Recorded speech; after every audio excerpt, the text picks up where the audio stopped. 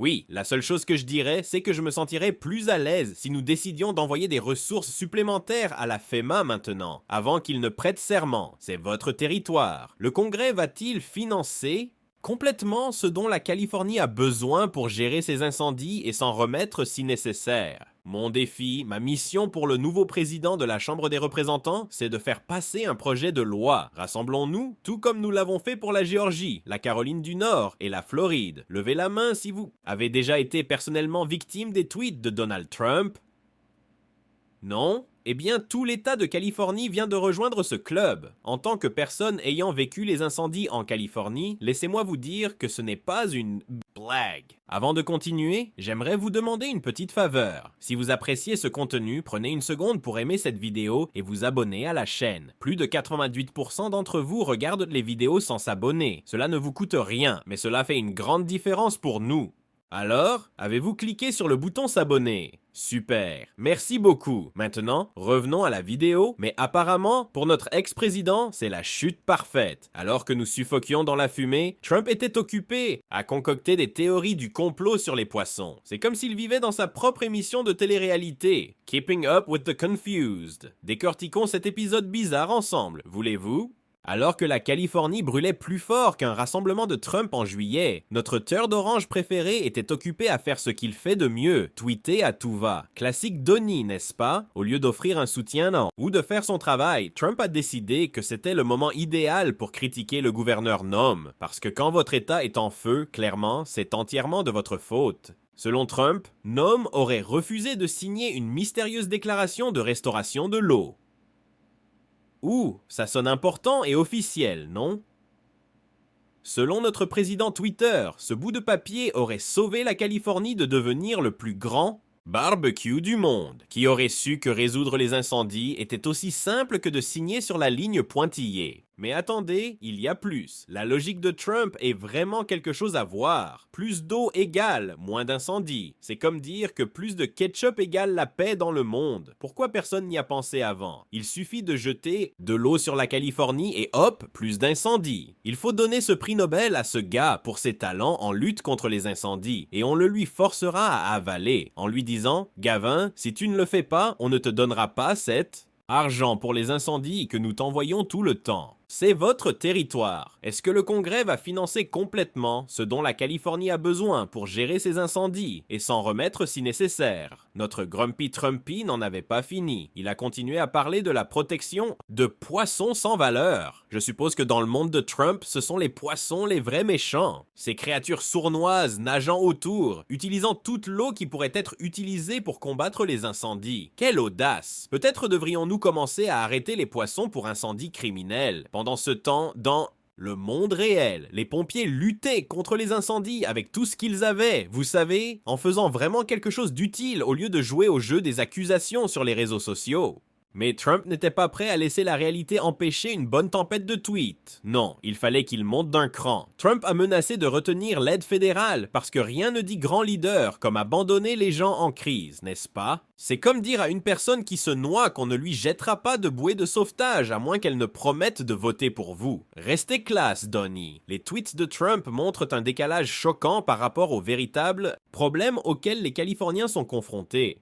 Pendant qu'il joue avec ses doigts sur Twitter, de vraies personnes perdent leur maison et leur vie. C'est comme s'il vivait dans un univers parallèle où le plus gros problème c'est les poissons qui volent l'eau des pompiers. Vous vous êtes déjà demandé ce qui se passe quand on pique un ours avec un bâton de Twitter? Eh bien, Trump va bientôt le découvrir. Le gouverneur Nome ne se contente pas de lutter contre les incendies. Il va bientôt mettre le feu aux pantalons de Trump avec quelques faits froids et durs. Spoiler alert, ce n'est pas joli pour notre président des tweets. Pendant que Trump était occupé à jouer aux pompiers depuis son canapé, le gouverneur Nome faisait réellement, vous savez, gouverner. Concept fou, non? Au lieu de se lancer, ensemble, les républicains et les démocrates ont rempli une grande partie de ce fonds pour les catastrophes. Parler de prendre la voix élevée, c'est comme si Nome jouait aux échecs pendant que Trump essaie encore de comprendre comment installer le plateau de dames. Maintenant, parlons d'un vrai président pendant une seconde, celui qui se présente réellement quand la catastrophe frappe. Oui, c'est ça, je parle du bon vieux Joe Biden. Pendant que Trump était occupé à menacer de retenir l'aide comme un méchant de dessin animé, Biden retroussait ses manches et faisait le nécessaire nécessaire. Noam n'a pas cessé de louer la rapidité avec laquelle Biden a approuvé les déclarations de catastrophe. Plus vite que Trump ne pouvait écrire un tweet mal orthographié. C'est presque comme si Biden se souvenait que être président, c'est aider tous les Américains, pas seulement ceux qui ont voté pour vous. C'est choquant, je sais, mais attendez, il y a plus. Vous vous souvenez comment Trump disait qu'il n'y avait pas d'eau pour lutter contre les incendies? Eh bien, il s'avère que c'était aussi exact que la couleur de ses cheveux. Les responsables sur le terrain ont rapidement souligné qu'il y avait amplement d'eau disponible dans le sud de la Californie, le véritable problème étant de l'amener là où il en fallait. C'est presque comme si éteindre un incendie était plus compliqué que d'ouvrir un tuyau d'arrosage. Qui l'aurait cru? Et tenez-vous bien, pendant que Trump était occupé à rejeter la faute, l'équipe de Noam se concentrait sur quelque chose de fou, réellement aider les gens. Je sais, c'est un concept dingue. Le porte-parole de Noam, Anthony York, a balancé cette bombe. Nous nous concentrons sur la protection des vies et la lutte contre ces incendies, pas sur la politique. Vous y croyez? Un politicien faisant réellement son travail au lieu de se battre sur Twitter. Quoi d'autre des cochons? Equivalent.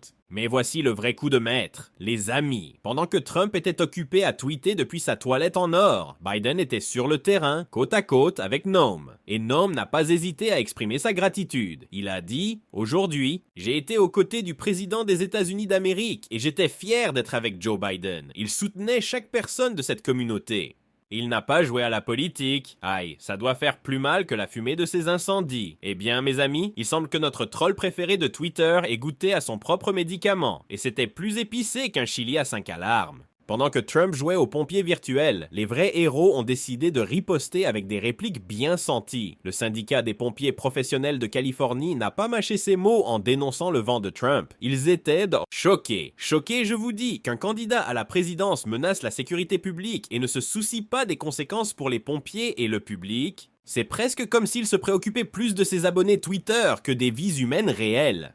Qui l'aurait cru? Mais attendez, il y a plus. Le président du syndicat, Brian K. Rice, a balancé une vérité qui aurait pu faire fondre les sourcils de Trump. Il a eu l'audace de suggérer que lutter contre les incendies, c'est vraiment difficile et complexe. Je sais, c'est un concept fou. Nous pensions tous qu'il suffisait d'un tuyau d'arrosage et d'une attitude positive. Eh bien, il s'avère qu'il y a un peu plus que les solutions simplistes de Trump en matière de gestion de l'eau. Qui l'aurait cru? En parlant d'eau, vous vous souvenez de l'idée brillante de Trump qui consistait simplement à jeter plus d'H2SO sur le problème? Eh bien, les pompiers avaient aussi une réplique cinglante. Ils ont dit que ces suggestions étaient aussi utiles qu'une théière en chocolat dans un incendie. Maintenant, je ne sais pas pour vous, mais je payerais bien pour voir Trump essayer d'éteindre un incendie avec une théière en chocolat fondu. Ce serait probablement plus efficace que ses tweets. Au moins. Mais soyons sérieux un instant. Je veux dire, nous avons dépensé des sommes historiques pour Porto Rico. Laissez-moi juste vous faire écouter ce que le président Trump a dit en octobre à propos des incendies en Californie. Mon défi, ma charge envers le nouveau président de la Chambre des représentants, c'est de faire passer un projet de loi. Rassemblons-nous, tout comme nous nous sommes rassemblés pour la Géorgie, la Caroline du Nord et la Floride. Et c'est quelque chose que je pense que les membres du Congrès doivent faire beaucoup mieux. C'est s'assurer que l'argent arrive sur le terrain, aux personnes qui en ont le plus besoin, de la manière et à la vitesse requise. Pendant que Trump débitait des bêtises, ces hommes et ces femmes courageux étaient là-bas, combattant presque 20 incendies à travers la Californie. C'est bien ça, 20 incendies. Et ils ne le faisaient pas pour les réseaux sociaux ou pour augmenter leur popularité. Les plus grandes réussites de la réponse de Trump aux catastrophes. Alerte spoiler, c'est aussi réussi que ses tentatives de paraître naturel dans un lit de bronzage. Vous vous souvenez de l'ouragan Maria à Porto Rico? La réponse de Trump était tellement mauvaise qu'elle rend ses cheveux presque présentables en comparaison. Il a déambulé sur l'île comme s'il était dans une émission de télé-réalité, lançant des rouleaux de serviettes en papier aux survivants, comme s'ils étaient des candidats de The Apprentice version catastrophe, parce que rien ne montre qu'on se soucie des gens comme jeter du bounty à ceux qui ont tout perdu, n'est-ce pas? Mais attendez, il y a plus. Quand la Californie a affronté ces terribles incendies en 2018, Trump a décidé de jouer à Smokey l'ours. Son brillant conseil? Ratisser les forêts. Oui, vous avez bien entendu, notre génie stable a pensé que la solution aux incendies dévastateurs était un simple nettoyage de jardin. Bientôt, il va suggérer qu'on utilise des souffleurs de feuilles pour stopper les ouragans. Oh, attendez, il l'a vraiment suggéré. En parlant d'ouragans, vous vous souvenez quand Trump a pensé qu'il était une bonne idée de les nucléariser? C'est comme s'il avait obtenu ses stratégies de réponse aux catastrophes d'un enfant de 10 ans jouant à SimCity. Un problème, on le nucléaire. Attention Donnie, ton addiction aux jeux vidéo se voit. Mais la véritable cerise sur le gâteau de ce dimanche catastrophe, c'était la réponse de Trump au Covid-19. Face à une pandémie mondiale, notre président a décidé de jouer au médecin. Sa prescription? Injecter du désinfectant.